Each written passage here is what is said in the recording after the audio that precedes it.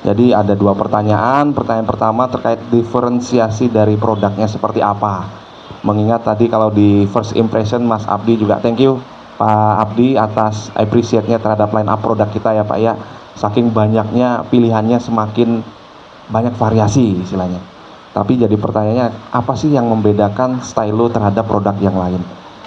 Untuk menjawab pertanyaan pertama, yang pasti ya Pak ya, terkait stylo ini dan seluruh produk Honda, lineup Honda, sepeda motor Honda, pastinya ada studi yang sudah dilakukan dalam pengembangan produk.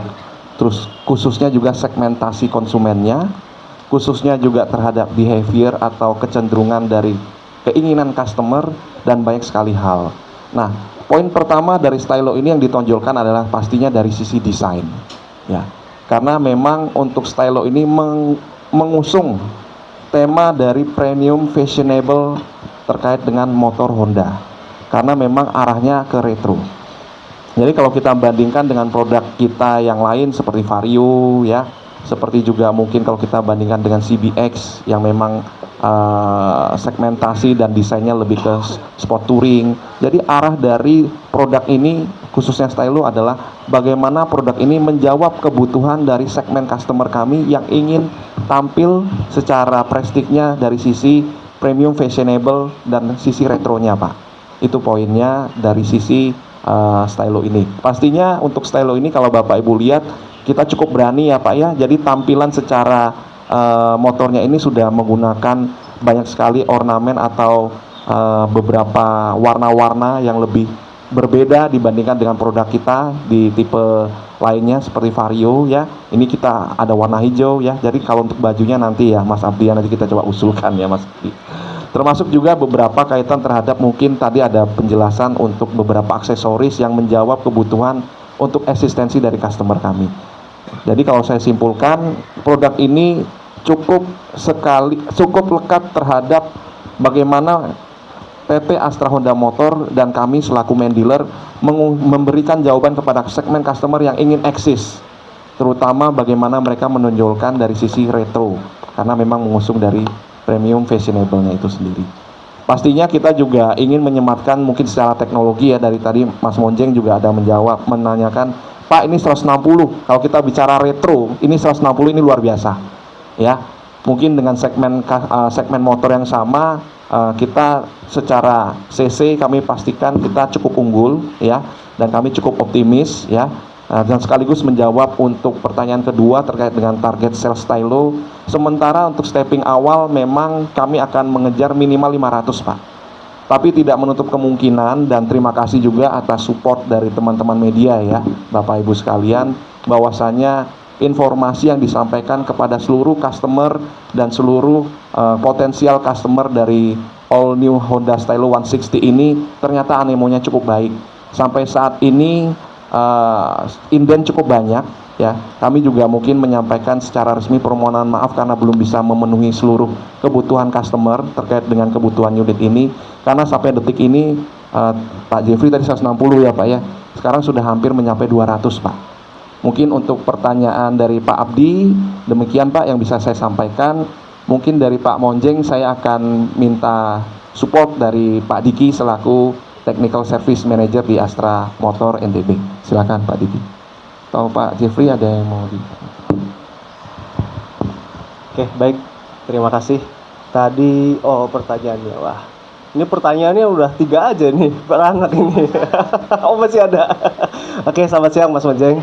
Ya, salam kenal ya. Kayaknya udah pernah nyoba motornya nih, jadi udah pernah ya. Udah pernah kemarin. Nah, jadi yang pertama tadi terkait engine ya. Nah, jadi memang kalau masalah engine Pak, jadi kalau engine itu sebetulnya secara basic engine-nya itu sama 160 cc gitu ya, 160 cc. Cuman apakah bisa dibilang sama persis atau sama plug gitu loh, itu pasti beda Pak, pasti beda. Karena apa? Karena ketika engine ini diterapkan di suatu kendaraan atau sepeda motor, pasti dia mesti menyesuaikan dengan yang pertama spesifikasi sepeda motornya. Contohnya misalkan frame-nya seperti apa, terus kemudian ukuran bannya seperti apa, bobotnya seperti apa. Artinya bisa jadi secara basic engine-nya memang 160 cc Vario, tetapi bisa dibilang setelannya yang beda. Nah, kalau bahasa teknisnya ECM-nya, Pak, mapping pengapian itu beda. Nah, karena biasanya dari pabrikan itu menyesuaikan sesuai dengan spesifikasi sepeda motor.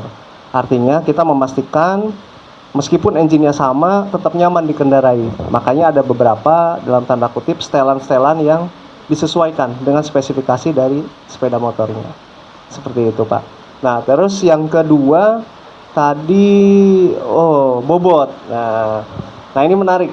Kalau bicara bobot, secara bobot mungkin kalau head to headnya dengan Vario mungkin ya. Dengan Vario maksudnya ya. Kalau secara bobot ini sama, Pak. Nah, justru di situ uniknya. Jadi bobotnya ini sama persis, 115 kilo. Untuk ABS mungkin ada sedikit lebih berat, sekitar hampir 2 kg. Tapi di Vario pun sama. Bahkan Vario untuk ABS-nya cenderung lebih berat 1 kilo, 118. Di yang Stylo ini 117 kilo. Nah, jadi secara bobot relatif mungkin sama atau sedikit lebih ringan. Nah, nyambung ke pertanyaan nomor 3, makanya kenapa kok jadi responsif gitu ya. Rasanya kok jadi enak banget. Nah, karena itu secara bobot kita cenderungan sama atau lebih ringan, tetapi secara spesifikasi ada perubahan. Contohnya apa yang paling mendasar itu adalah di diameter roda. Nah, diameter roda kan lebih kecil. Lebih kecil tetapi lebih lebar. Artinya apa? Ini motor responsif banget. Kalau dibawa berkendara, pasti kerasanya wah, langsung pengen ngegas aja gitu kan. Pengen gas, terus responsif ketika dibawa tikungan itu pasti lebih enak karena secara lebar tapak dari roda gitu ya, lebar roda itu lebih lebar. Nah, makanya kenapa jujur saja ketika pertama kali nyoba, wah ini enak banget gitu ya. Impresif banget gitu. Jadi, nah itu mungkin nanti teman-teman media juga nanti yang belum nyoba gitu ya bisa silakan mencoba. Pasti akan sangat terasa di tarikan awal seperti itu.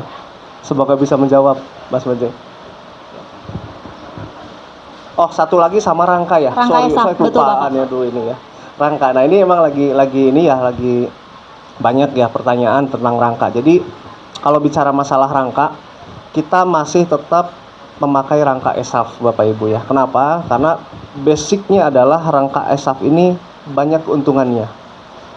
Dalam artian secara rigid lebih kuat, secara bobot lebih ringan.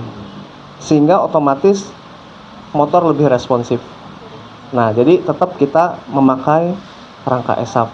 Nah, mungkin yang sering muncul pertanyaan apakah rangka ESAF-nya masih sama seperti yang kemarin-kemarin gitu ya, yang lagi hot ya. Nah, kita pastikan sudah ada perubahan dari pabrikan. Gitu. Kita pastikan sudah ada perubahan dari pabrikan. Jadi, baik dari segi spesifikasi, dari segi pengecatan, itu sudah lebih baik. Artinya kita sudah ada perubahan. Ya. Dan tidak usah khawatir, kalaupun nanti ada apa-apa bisa kontak ke kita. Jaringan kita ada 73 ahas tersebar di NTB. Ya. Jadi, rasanya tidak perlu khawatir lagi, kita jamin motornya lebih oke gitu ya. Secara rangka ESAF-nya juga lebih oke.